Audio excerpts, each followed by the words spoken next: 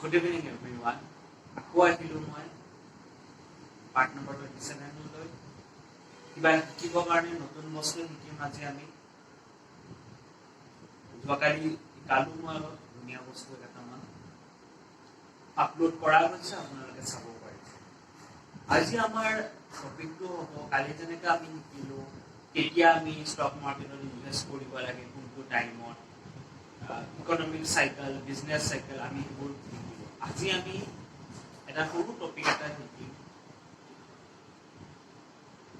কিয় ষ্টক মাৰ্কেটত ইনভেষ্ট কৰিব লাগে বেংক সেক্টৰত কিয় কৰিব নালাগে the difference এটা বুজাই দিম let's start talking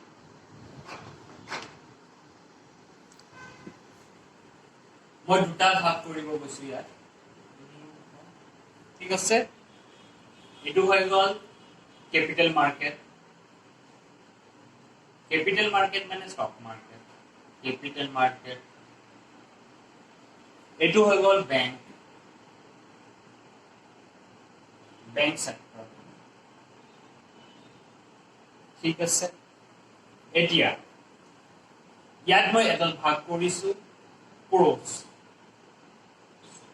মানে advantage কি বস্তু cons মানে disadvantage কি আছে capital market ইনভেস্ট কৰি same মই ইয়াত bank sector কৰিছো pros advantage in bank sector আৰু cons মানে disadvantage কি আছে bank sector প্ৰথম পইণ্টটো আমি capital marketত চালো high return ইয়াৰ সদায় ইন্টারেস্ট বেছি থাকে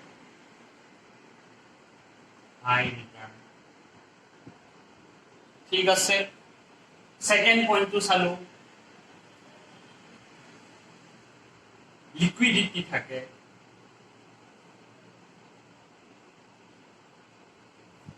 থার্ড পইণ্টটো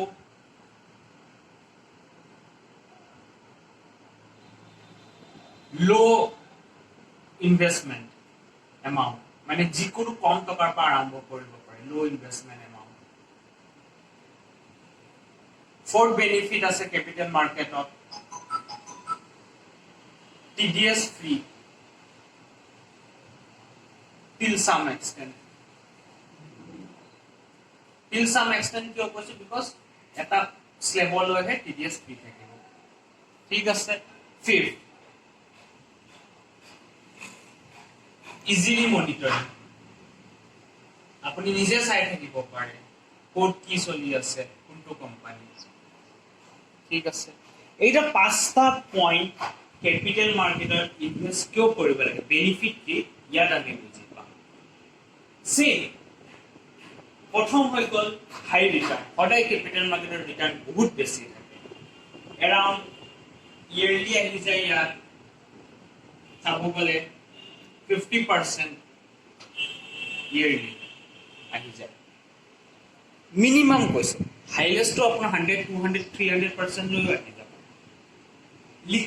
লিকুইডিটি কি বস্তু হল আপোনাৰ পইচাটো আজি হুমাইছে কালি ট্ৰেডিং কৰিছে প্ৰফিট হৈছে গুটে capital plus principal amount plus interest amount গুটে উলাই লৈ যাব পাৰে সো ইয়াত লিকুইডিটি আছে আপোনাৰ মানি লো ইনভেস্ট এমাউন্ট ইয়াত কোনো ধৰণৰ এনেকুৱা স্কিম নাই বা ইন্স্যুৰেন্স সেক্টৰ বা বেংক সেক্টৰত ফিক্সড ডিপোজিট কৰিলে 100 rupees 500 rupees FD বনাব নোৱাৰে আপোনালোকে ৰেকাৰিং যদি খোলে আপোনালোকে PPF যদি খোলে মিনিমাম এটা এমাউন্ট থাকে তো আমাৰ ইয়াত কি হয় FD সিস্টেম নিচিনা নহয় আমাৰ ইয়াত 100 rupees ৰ পৰা আপুনি ইনভেস্ট কৰিব পাৰে ইভেন আপুনি 500 rupees 200 rupees বা 20 rupees ৰ পৰা আপুনি আৰম্ভ কৰিব পাৰে সো লো ইনভেস্ট এমাউন্ট ইয়াত আছে বেনিফিট Fourth, TDS free যেনেকৈ আপোনালোকে FD এখন কৰিলে 1 লাখ টকাৰ এখন FD কৰিলে মেচুৰিটি হোৱাৰ সময় TDS কাটে 30% ডিডাকশন তাৰ পিছতে আপোনাৰ ইন্টাৰেষ্টটো হয় কিন্তু আমাৰ ইয়াত এনেকুৱা নহয় ধৰক আপুনি 1 লাখ টকা এটা ইনভেস্ট কৰিছে আপোনাৰ প্ৰফিট 20000 টকা হৈছে তাৰ অকল GST কাটি মেলি আপোনাৰ লগে একাউণ্টত সোমাই যাব তাৰ কোনো ধৰণৰ TDS 30% নাকাটে কিন্তু ৰিমেম্বাৰ এটা সাম এক্সটেন্ড লয় এবভ 10 লাখ or something ওপৰ হৈ গলে TDS কাটিব আপোনাৰ Fifth, easily monitor কিয় কৈছো suppose আপোনাৰ বেংকত পইচা ৰাখিলে FD বা যিকোনো আজিকালি নেট বেংকিং হৈছে তথাপিও আপোনালোকৰ হলে বেংকত যায় চাব লাগিব, ৰেকৰ্ড মেইনটেইন কৰিব লাগিব, FD এখন চাৰ্টিফিকেট দিব লাগে। কিন্তু আমাৰ ইয়াত কি হয়, আপোনাৰ মোবাইলতে আপুনি মনিটৰ কৰিব পাৰে যে আপোনাৰ 1 লাখটোৰ আজি কিমান টকা বাঢ়িছে, হয়নে? কিন্তু আপুনি বেংক সেক্টৰত যদি FD এখন মানে 1 বছৰ মেচুৰ হোৱাৰ পিছতে আপোনাৰ ইন্টাৰেষ্টটো দিব, কিন্তু ডেইলি কিমান বাঢ়ি আছে সেইটো আপুনি গম নাপায়। কিন্তু আমাৰ কেপিটেল মাৰ্কেটত, শ্বেয়াৰ মাৰ্কেটত, ষ্টক মাৰ্কেটত আপোনাৰ 1 লাখ টকাটোত প্ৰতিটো ঘণ্টাত আপুনি বুজি পাব যে আপোনাৰ কিমান টকা লাভ হৈ আছে। তো এইটো ইজিলি মনিটাৰৰ বহুত ক্লিন এণ্ড ক্ৰাইষ্টেল ক্লিয়াৰ টাইপৰ নিচিনা আপোনাৰ এইটো বিজনেছ হয়। এতিয়া আমি বুজি গলো বেংক সেক্টৰৰ প্ৰথম প্লছ কেইটা চাই আৰু তাৰপিছত ডিসএডভান্টেজ কেইটা আমি কম। বেংক সেক্টৰৰ প্লছটো কি হৈ গ'ল, এটা হৈ গ'ল ফিক্স ইন্টাৰেষ্ট থাকে।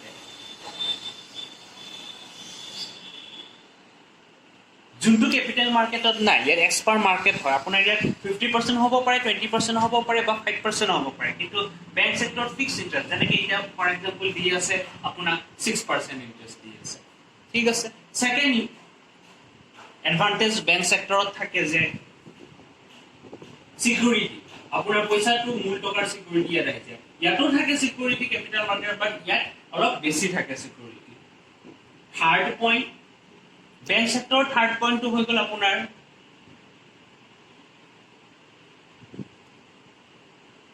নো ইন্টাৰনেট নিডেড। এইটো সেক্টৰ কি আহি যায়, ফৰ এক্সাম্পল আপুনি কোনোবাখন গাঁও বা ভিতৰ সেক্টৰত আছে, আপোনাৰ যদি ইন্টাৰনেট নাই বা আপোনাৰ ট্ৰেডিং কৰাৰ কাৰণে ইন্টাৰনেট মাষ্ট লাগিব, কিন্তু বেংক সেক্টৰত আপুনি পইচাটো থৈ দিলে 1 বছৰৰ কাৰণে, তাত কোনো ইন্টাৰনেটৰ কানেক্টিভিটি বা বেণ্ডউইথ হাই কানেক্টিভিটি পাৱাৰ নালাগে। এই তিনিটাই মোৰ মতে বেংকিং সেক্টৰৰ বেনিফিট আছে, আৰু সৰু কিছুমান আছে, কিন্তু এই তিনিটা মেইন থাকে। এতিয়া আমি কম্পেয়াৰ যদি কৰোঁ, বেংক সেক্টৰত মাত্ৰ 3টা এডভান্টেজ আছে, কিন্তু এজ কম্পেয়াৰ টু কেপিটেল মাৰ্কেটৰ এডভান্টেজ বেছি আছে। ডিসএডভান্টেজ কি বেংক সেক্টৰত? বেংক সেক্টৰৰ ডিসএডভান্টেজ প্ৰথম পইণ্ট হৈ গ'ল মিনিমাম ইনভেষ্টমেন্ট এমাউন্ট থাকে। ইয়াত আপুনি 500 টকা ইনভেষ্ট কৰিব নোৱাৰে বেংকত, মিনিমাম ইনভেষ্টমেন্ট এমাউন্ট।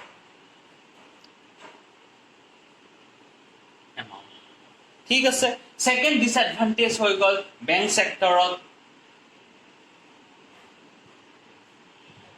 ইন্টাৰেষ্ট লো। ইয়াৰ ইন্টাৰেষ্টটো বহুত লো হয়, ইন্টাৰেষ্ট লো।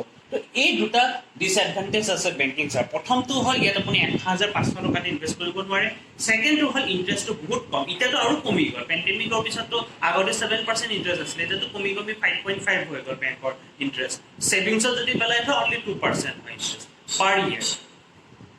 সেম যদি কেপিটেল মাৰ্কেটৰ মই ডিসএডভান্টেজ চাব যাওঁ, ডিসএডভান্টেজ হয় নম্বৰ 1ত আহি যায় আপোনাৰ ইয়াত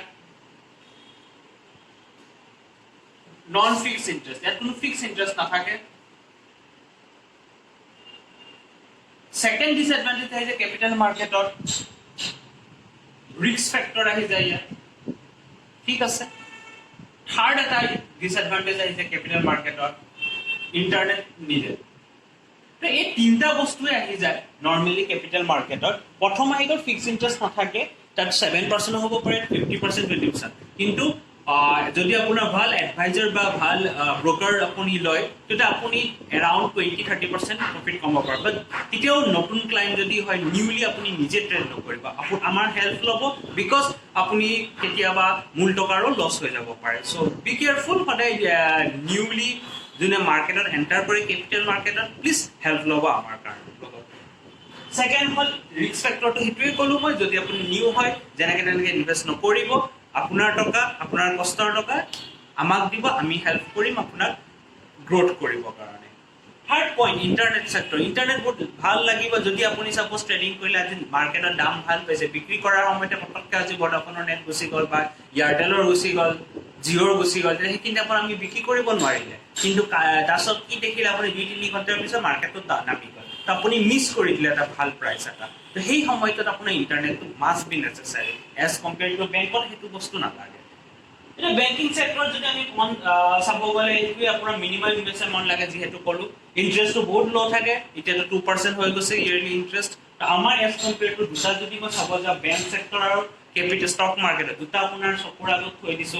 এতিয়া আপুনি নিজে চাই পেলাই ডিচাইড কৰিব পাৰে যে আপুনি কেপিটেল মাৰ্কেটত যাব পাৰিব নে বেংক সেক্টৰত বা দুটাতে যাব পাৰে এতিয়া আজিকালি যিখিনি স্মাৰ্ট পাৰ্সন আছে সিহঁতে দুটাত যায় বেংক সেক্টৰত আপুনি 1 লাখ টকা থওক এটা সেফটিৰ কাৰণে তাৰো 50,000 আপুনি ক্যাপিটাল মাৰ্কেটত থওক বিকজ আপুনি জানে বেংক সেক্টৰত আপোনাৰ ক্যাপিটাল সিকিউৰ আছে কিন্তু আপোনাৰ ইন্টাৰেষ্টটো বহুত কম সেম বস্তু আপুনি 50,000 আমাৰ ক্যাপিটাল মাৰ্কেটত ৰাখক মিনিমাম যদি আপোনাৰ 30% নো আহে বছৰি বহুত বেছি এজ কম্পেয়াৰ টু বেংক 4 গুণ 5 গুণ টকা বেছি আহিছে আৰু লস কেতিয়াও নহয় যদি আপুনি ডেলিভাৰী মাৰ্কেটত ৰাখে লস তেতিয়া হ'ব যদি আপুনি ইন্ট্ৰাডে বা আপুনি ফিউচাৰ এণ্ড অপচন কন্ট্ৰাক্টত যায় তো এইখিনি মোৰ ভিডিওটো আৰু আগত জানিবৰ কাৰণে যদি আপুনি ইন্টাৰেষ্টেড আছে ট্ৰেডিং কৰিব বিচাৰিছে মোৰ লগতে আপুনিও যদি কমাব বিচাৰিছে মোৰ ওয়েবসাইট যোনটো ওপৰত দিয়া আছে www.dbstockbroking.com ইয়াত যাই পেলাই আপুনি একাউণ্ট ওপেন কৰিব ধন্যবাদ ভিডিওটো চোৱাৰ কাৰণে কালি আকৌ আহিম নতুন এটা টপিক লৈ পেলাই thank you everyone have a good day good night